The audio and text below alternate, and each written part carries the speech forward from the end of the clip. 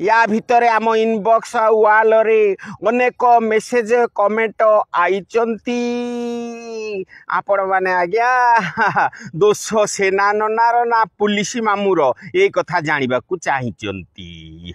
अवश्य एपटे सिना प्रश्न गुड़ाक फोपाड़ी देइचंती से प्रश्न रे ही आपण माने निज निजर उत्तर देइचंती।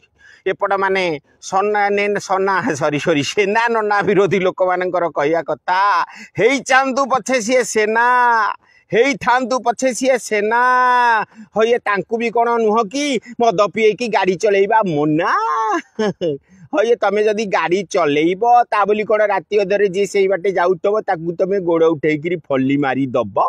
आउ एपटे पुलिस मामूंकर भी समर्थक अछंती जो माने पुलिस मामू को अति भल पाउचंती आ तांको विरुद्ध रे कहउचंती तांकर कहवा कथा होय समस्तंक पई तो व्यवस्था हेची टाइटी तमे क्या ड्यूटी करिवो पिंदी की बसी की नाइटी।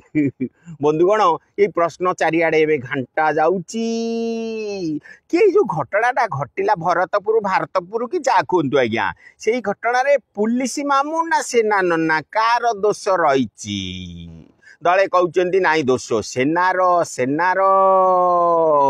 आए सी बांधवी की धरी राति अधरे कहीं जाइकी हेले एमती नारखार आउ दले कहउचंती दोष सबुठ करिछि पुलिस सी तो जीए थाना को जाए ताकू भाषा बाड़ी ए सबुरे करि थाए मालिसी। तेबे बंधु कहवा कथा आमर दोष ना सेनार दोष ना पुलिस दोष होची आमर आमे गरीब जनतांकर आमे जेतु ये घटना को बार बार घांटुचे ये प्रश्नर उत्तर खोजिया पाई कि कष्ट फष्ट सब सहुचे।